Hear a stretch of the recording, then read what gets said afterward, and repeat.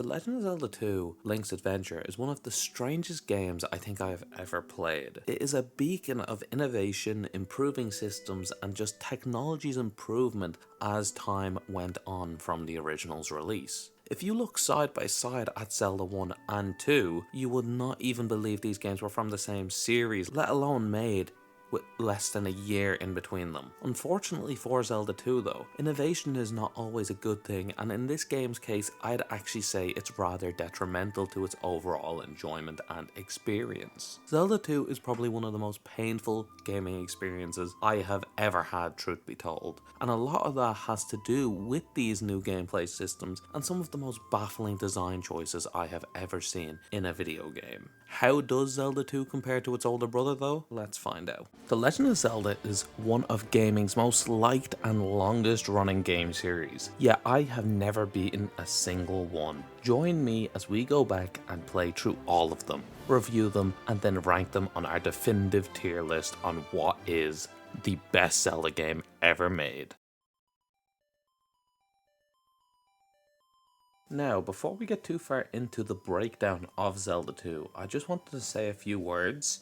Not begging for subs, I swear, please don't click off, it has nothing to do with that. This video may come off as extremely negative at some stages, and I just wanted to be clear that I did not want this to be the case. When I first started the game, I was having a blast with it, and I actually thought it might have been overhated. As I continued playing though, the game just wore away at me to the state that we find me now writing this script. So when I say something negative about the game, I just want you to know that I didn't want it to be this way, and I am probably more upset about it than you are. There are bones of a fantastic early game here, but Zelda 2 just never really reaches them heights for me to consider it the fantastic game it could have been. I am going to stop blabbering now, as I'm sure you guys want to see the review and hear my thoughts. It won't be all negative, but I thought you deserved fair warning. The first thing you will notice when you boot up Zelda 2 is that it is a 2D side-scroller rather than a top-down view of the original game, like the top-down kind of view. This view is split though, as outside of the main level screens, there is an overworld you can travel to, which is in that classic kind of top-down view, but it's much less engaging than the previous game's overworld. The overworld does have places to explore, of course, but this time when you find a cave or a building to enter, it places you into a 2D side-scroller screen. The world is littered with secrets still, caves, and just places to find, but I can't help but feel like this overworld technically is a step back from the previous. Ironically enough, I do enjoy the gameplay of the overworld more in this game than I did in Zelda 1. The overworld also has a very interesting semi-random enemy spawning kind of mechanic in the overworld. How it works is that when you get attacked by these shadows of enemies on the map, if they touch you, you are sent into a 2D screen where you must fight a selection of enemies to get back into that overworld. It's kind of like a Pokemon Light mechanic where it's random encounters without the capturing, and I don't really hate this idea in concept or its execution in the game. The second thing you may notice is actual NPCs with dialogue and actual lived-in towns that hold them. This is a massive step up from the original game. It allows for some more varied environments while also letting the player interact with the actual people from this world. These NPCs can give you hints as to where to go next. Quests and objectives are also spoken to the player through these NPCs. A great example of why talking to NPCs is important is finding out about the missing trophy in the Ruta village. I think that's what the village is called anyway. Doing this lets you get a second magic spell by taking on a cave to recover that missing trophy. While this is not optional, just being given some form of guidance is much better than the last game's just nothing, aside from maybe a one-sentence hint. It also does help that even though this is a limited tech, the characters can still have some semblance of personality, even if it is minor. Due to the increase in NPCs, you are given much better guidance and you aren't left to the wolves as much. Each town also has a name, so you can start to become acquainted with where each town is and what they have there. Throughout the game, you are certainly less aimless as you progress, but there are still certain points where I do struggle to see how a player would find some of the more hidden items or understand how to use an item. This is certainly more apparent as the game goes on though. The towns are my favourite aspect of the world in the early game, as it's just so different from the last game, and it's nice to have people to interact with, free healing whenever I am in one, and just a place to lay low and recharge and think of a plan of action. Each town does also manage to hold its own vibe as you play, be that simple things like color scheme or what the townsfolk have you doing to try and unlock the latest spell. It all adds to this feeling of expanded personality of the Zelda world. The game's systems here at a very first glance seemed to be enjoyable. I actually had a smile on my face after the first fight because it was just something so unique and different from anything else in the series that I have played, which admittedly isn't much. The game also features what I believe is the first for the series with an XP leveling system. You get XP for killing enemies, and then you can level up your character's magic, health, and damage. This system seems really cool, to be honest, although there does appear to be some enemies which take away your XP if they hit you, which is beyond strange for a system like this. I don't like these enemies at all, and they just should not be there. You should not lose XP from getting hit. It's not a good mechanic. You also lose all of your currently held XP if you get a game over, which is not a great feeling, but this is probably a system limitation thing more than anything malicious. If I was to guess, maybe it is malicious though, this is just me guessing. This game feels much more like an attempt at an action RPG rather than a continuation of what made Zelda 1 so good. Having access to a level system, magic system, and stats really helps cement this game as one of the weirder and more experimental titles in the series. It also reinforces to me that they wanted to create an action adventure first and use the Zelda name to experiment with the concept as it was already an established brand. And they wanted to take this as an opportunity to explore different options and different game mechanics. The game still appears to have heart containers to collect, which increase your life, but you also increase your life through leveling up, so I'm not sure if there's just two ways to level up your health, or heart containers do something else in this game. Like, there are blocks, but if the blocks are what level up your health, like the little chunks up the top of the screen, what does the actual health stat level up? The game is not very clear about what you're actually leveling up, because it's the same with the magic containers. You can pick up these magic containers and they'll give you an extra block, but it's actually increasing your amount of magic you have? Is that lowering your damage that you take? Is it? I don't really know what each of these systems do. They're cool systems, but I don't know how they interact with each other. There are also these little mini Link dolls that appear to increase your life count, which could have been beneficial before heading into Death Mountain, but I didn't know about them until later on in the game. Although this life count increase is only a one-time thing, and once you lose that life, you go back to having 3 max, which is again a very strange mechanic. Before we go on to talk about the dungeons, I wanted to give a special mention to Death Mountain, which is an absolutely horrific place in this game, and I can absolutely pinpoint this as the point at which I started disliking the game. I'm not sure if I just went here too early, to be honest, but I just did not seem to have the health or damage for this area. On top of that, when you look at the clunky combat system that we will get into later, and again, another game full of awfully designed enemies similar to the first, that leads to what we have in Death Mountain. I may have just taken a bad route on my first playthrough, and maybe you can go somewhere else next, but if this is the designed route by Nintendo, it's actually evil for like no reason. I think as I'm writing my initial thoughts on Death Mountain, I didn't quite realize how awful it was. This area of the game single-handedly ruined everything I was enjoying about the game up until this point. From crazy powerful enemies, inconsistent strats for dealing with the enemies, and just horrible level and room design. This is one of the least pleasant experiences I have ever had with a video game, and that includes FNAF 2's 1020 mode. The whole reason we had to go this way is for a hammer, by the way, which is a held item you can use to break rocks in the overworld, but it just felt so bad. It really ruined the entire flow of the game, and I just did not like it at all.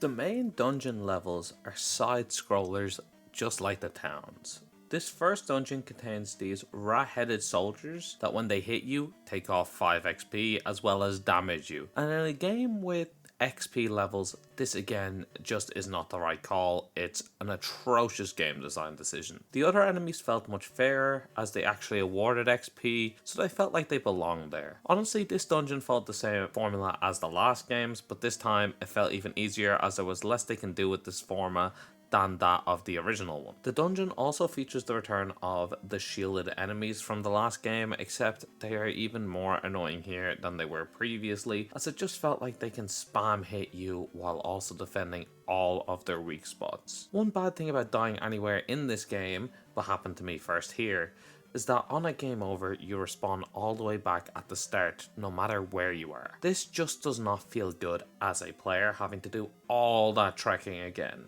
Spinning over to a more positive side for a moment, I just want to say that the dungeon track here is significantly better than the original game's dungeon soundtrack. There is a decent bit of exploring to be found in this dungeon, but with most of the enemies being unbearably awful to fight and the 2D backdrop not really allowing you to do much with the concept of a dungeon, I have to say it hasn't left the best first impression. The first boss was marginally more interesting than Zelda 1 bosses, as it felt like it had more of a pattern and a proper way of dealing with him. It did actually take me a few attempts, but once I got it down, there was very little the boss could do to stop us. Upon killing any of the bosses and putting the crystal into the pedestal, you gain a full level up and you complete the dungeon. If you've collected everything that you need to collect to progress in the dungeon, you will not be able to access this dungeon again after this point. This wasn't my favourite dungeon ever, but I feel like I have to see where the game goes from here, or if it fully evolves on the concepts that were shown here. There's not many puzzles, there's not really any kind of use of the environment, and I feel like that has to do with the 2D side-scroller aspect more than with the original's top-down perspective. The journey between dungeons 1 and 2, or palaces as they're called in this game, we have a rather large section that includes many caves, villages, and even side objectives. We also tackle large scale areas of the game like Death Mountain in this section. We do see a massive increase in our power here, but the enemies also level up to match. We haven't even made it to the second palace yet, and I found this section to be hellish. I don't think I had a second of fun while playing here, as I mentioned earlier. As I mentioned when talking about Death Mountain specifically, the entire game just feels like it wasn't balanced correctly. Death Mountain feels like an endgame area that was pulled forward rather than the second major area the player must explore. I do like, however, that each village we discover has something we have to do to unlock our next spell, as I again mentioned earlier. This can often be very simple, but it does go a long way in building out the world and making it feel much more like a video game than the first game, which had nothing similar to this at all. I do hope as I write this that the rest of the game doesn't have such a large gap between dungeons for the rest of them. Dungeon 2 was a significant step down in terms of difficulty. The enemies here were so much easier than those present in the in-between section of Death Mountain. The enemies here were basically the same as the first dungeon. Maybe it's just because it's post Death Mountain and I've improved in order to beat Death Mountain, but I just found it so much easier to deal with here. The dungeon also felt so much smaller. It was basically just 3 long corridors and then a boss. The boss himself was probably easier than the first one, since he only took maybe 3 or 4 attempts, but I did find him much simpler mechanically. This could be, again, because I'm improving at the game and I just had a sense of how to deal with the enemies more effectively after Death Mountain. Hopefully moving on to the next section of the game, we can have a bit of an improvement, as this section really brought the game down overall for me, being probably one of the worst sections in a video game I have ever played. The distance between the second and third dungeon is like 5 minutes or less. The random enemies in the graveyard are tough to deal with, but if you're smart, you can just move past them and get straight into the dungeon on a separate island. Not really much to say here for the in-between section, but after the last massive break between dungeons, I'm happy with this shorter time in between dungeons 2 and 3. The third dungeon starts harder than the last, with some new enemies and also a buffed batch of old enemies. This one also required the use of a new sword technique that I hadn't found at this point. I went into the dungeon and realised this, so I had to look into where to find this. To be fair to the game, it isn't a place where you can tell you can enter. I just didn't bother checking that area, so that is on me. You can also just, at certain stages in this dungeon, get soft locked if you don't have enough magic, which is so annoying, as it means you potentially have to reset the entire dungeon. Games that have soft lock like this irritate me on a personal level. The boss here was cooler than the previous 2, but I do feel like the phase 2 where he gets off his horse is just a downgrade in theme and mechanics, even though it is a tougher fight when he's off the horse. The horse is actually much easier to deal with. It was around this stage that I wasn't really enjoying my time with this game anymore at all. The combat is horrid, the mechanics of the game just don't really work very well at all. There are some fantastic concepts here, but for me it just does not work on an enjoyability level, and the dungeons really haven't pushed forward in terms of puzzles or design. They basically just feel the same as you go on. The gap between dungeons 3 and 4 is closer to the gap between the first and second dungeon. I did find this section to be slightly more enjoyable though. The action set pieces and the enemies work a bit better for me, and some of the new items and skills just make a massive improvement to the experience. Like the downwards thrust is fantastic for dealing with a lot of them annoying enemies. The maze was an enjoyable combat arena, and to be honest, this area of the game just felt more balanced around my current power level, and honestly, this just goes to show that if the rest of the game was balanced like this, it would make it so much more enjoyable. The first thing I would like to talk about in terms of Dungeon 4 is the color scheme, which is a really nice William Afton purple. This dungeon was also considerably easier than even the first dungeon in the game. This one was by far the easiest, I think, in the entire game. The rooms were simple, the wizrobes received a massive nerf from the first game, and honestly, as the dungeon continued, I actually started having a good time. I got to the boss in one life, and then managed to kill him by just simply sitting in a corner. Honestly, a simple, easy dungeon that I enjoyed thoroughly. If all the dungeons were like this, I think the game would be held in a much higher regard. I also used the dungeon entrance to level up an extra time by saving my full level up until I just level up, gaining me 2 levels for the price of 1. The gap between dungeons 4 and 5 was so short. There was no new villages to find, no new really objectives. We only had to find 1 collectible, and that was it. We went straight from dungeon 4 to dungeon 5.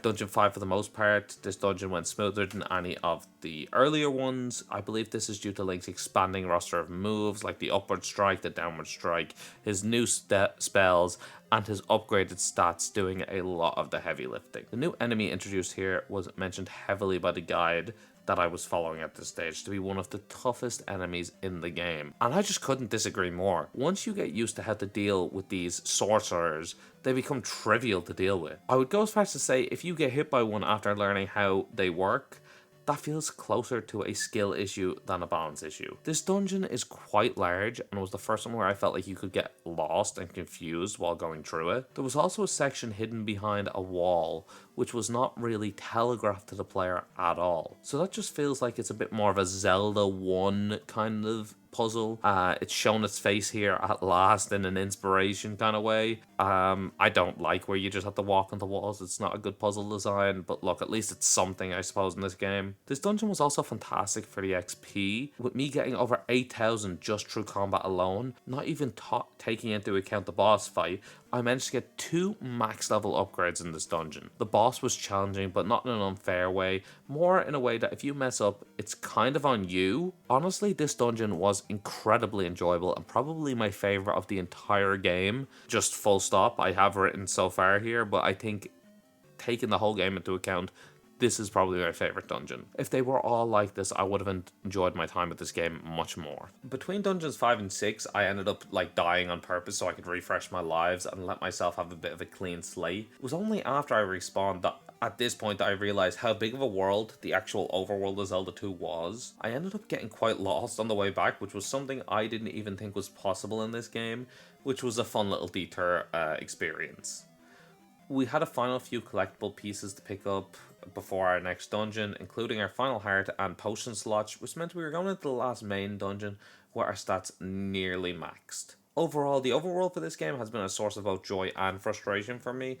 Kind of feels like the start of the game is just woefully unbalanced for what the player has to do, and then ironically enough, the dungeon difficulty kind of eases off towards the end of the game. We'll have to see if that holds up in the last 2 dungeons, though. Inside a hidden town within the forest, you can find the ultimate key, which basically allows you to open any door in any of the dungeons, which will be by far the most useful item we can get in the game up to this point. Looking at Dungeon 6, I don't really have much to say outside of the basics, which was the same as the last few dungeons. There's no super interesting puzzles and the combat stayed at about the same difficulty. This dungeon was a massive step up in terms of navigation though. The dungeon felt like it was significantly easier to get lost in compared to those that came before, and since the dungeons are all the same in this, getting lost could be seen as one of the few things that they added to add challenge in place of puzzles or, mechanics. So this dungeon having that really does kind of elevate it in a sense. There's a challenge within the dungeon itself. I found the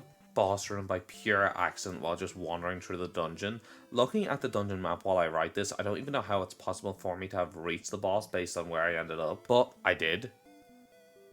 Actually, never mind. To this dungeon, It actually got me with a really clever fake out.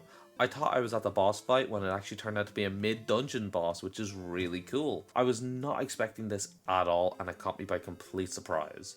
This game has never done anything like this before, and I was absolutely shocked when I realized it wasn't the final boss. I also wrote this script as it happened, as you can tell by my disappointment and confusion, followed by my realization high. The final boss was actually on the more difficult side, but not because of the actual boss himself, but more because of the arena. Once you figure out how to deal with him safely, you can have this boss done in under 30 seconds. With this dungeon finished, we finally reach max level and have our most powerful version of Link in this game. Looking at Dead Valley, I don't really have much to say about Dead Valley, except by this point, I really just wanted the game to be over. I wasn't enjoying it at all. I had entered Dead Valley thinking it would be as bad as Death Mountain, and it was nowhere near as bad. There was still annoying set pieces and annoying enemies, but overall the difficulty didn't reach the insanity of Death Mountain's section, which, as I said earlier, was way too soon in the game. Giving my honest opinion here, I think Death Mountain should be here, and Dead Valley should have been where Death Mountain is. This just does not work as the second last section of the game, and Death Mountain doesn't work as the second section of the game. Looking at the final dungeon, I'm just so excited to be getting out of this game. I kind of just flew through this one. This dungeon is hell. There's new enemies, which is cool, but the new enemies are woefully unbalanced. I know it's the last dungeon, but the enemies on show here are just insane. The amount of dead ends is also just insane. Honestly, it's like the game heard me say I hated it and wanted to give me one last fuck you on the way out. I genuinely just skipped over most of the fighting, as I was already max level. There was nothing I could get from engaging with the enemies anymore. That's the issue with this XP leveling system, is once you're max level, you don't need to kill them anymore, because the only reason you were killing them was to get the XP. I tried to beeline it for the boss. I died a few times, but we eventually made it. And did you know the boss could soft lock if you didn't have enough magic? Well, thankfully, I did, and I came prepared with the magic fully leveled up and fully refreshed. The boss himself turns into a bit of a bullet hell kind of boss, and I hate bullet hell bosses, but thankfully I had 4 lives for the boss, and he only took away 1. I did know before I started about the secret final boss of this game. The hardest boss in all of Zelda 2. Probably the hardest boss in all of Zelda, and of course I cheesed him. There was no hope I was doing this guy legit. I sat in a corner and I just killed him. I just wanted to get off this game at this stage, to be completely honest. The dungeons in this game are a massive step down from the first one, and honestly, it just goes to show that the 2D side-scroller perspective does not work, especially at this time. I'm sure it could work if they tried it again now, but when this originally came out, there just wasn't the technology around for them to do anything interesting with the dungeons. The dungeons were basically just copy and pasted with new enemies. There was no puzzles, there was no spark, there was nothing creative about these dungeons. They were all just the same thing: find a key somewhere. Some of them had blocks you had to break, but outside of that, they were basically the same thing every single time. The final dungeon was a dull enemy hell dungeon. The 5th dungeon was the only one I could thoroughly say I enjoyed after the first one. There was 1 or 2 where I thought was fine, but the 5th one was probably my favorite in the game, and even saying that, it probably only ranks as high as like a C tier in terms of enjoyability. The dungeons were shocking, and overall it is a very disappointing dungeon roster. Look, I know I got reeled down while talking about this game the more it went on. And to be honest, that is a pity, because even looking at my notes, I was really enjoying the game up until I reached Death Mountain. And the game just wasn't ever able to recover that momentum that it lost from that point onwards. Look, talking about a few positives I would like to get out of the way, so it's not just a dog pile on the game. The introduction of quests and NPCs was a really cool addition, and seeing how this evolved from Zelda 1 is a massive step forward. The overworld here is something I actually did end up enjoying and preferring over the one in Zelda 1, as there was just more to see and do, and it felt more like an actual world, especially with the introduction of the towns. The game was also littered with secrets and little side objectives for you to do as you explored the overworld. I also really enjoyed the XP, and honestly, I wouldn't be opposed to seeing it return in future installments, although I personally do prefer the gear improvement way of doing character stats over a stat increase through XP. The magic system was cool with a decent amount of spells that were actually really impressive for the time. Another massive improvement here is the bosses. I feel like the bosses were a massive step up from what was present in Zelda 1, with some unique mechanics and health bars being present as well, which is very cool. I personally really enjoyed the boss fights in this game for the most part, and they stuck out as probably the best aspect of the combat system in this game, as there was typically only one enemy that you could focus on learning its pattern and its weakness on the screen. You know, it wasn't a cluster, it was just one enemy that you could focus on and learn how to defeat, and that's when this combat system shines its brightest. And of course, I did say I was going to talk about the combat system way earlier, and here's where we're going to talk about the combat system and getting into the negatives. And the combat in this game is horrible. The enemies are so inconsistent, and it just feels like everyone is more powerful than you, right up to the 6th dungeon, where you finally feel like you're at odds just to get demolished again within the next 10 minutes and in the final dungeon. Some of the enemies just had outright unfair hit patterns that gave you a millisecond to respond, and sometimes the game feels like it's designed in a way that you are just guaranteed to get hit and there is nothing you can do to prevent that hit from hitting you. Another major issue with the combat I have is the magic sword being completely useless against most enemies. After the first dungeon, and even in the first dungeon, this attack just starts doing fucking nothing. It just doesn't hit a lot of the enemies for damage. It's so useless. Most enemies in this game just can't be hit by it. I don't know why they bothered to include it at all, to be honest. This game is just horribly balanced, even more so than Zelda 1. Sure, you get some cool moves, but that can only take you so far. The story is a bit more present due to the NPCs being on the map this time. It's still very lackluster and basically non-existent. The localization is also not very good, but this could be due to hardware limitations, text limitations, and other stuff like that. I'm not really going to hit at them for the localization. It was a totally different time. I do want to say again, fuck Death Mountain. If that place didn't exist, I feel like this game would have gotten a much more positive reception from me.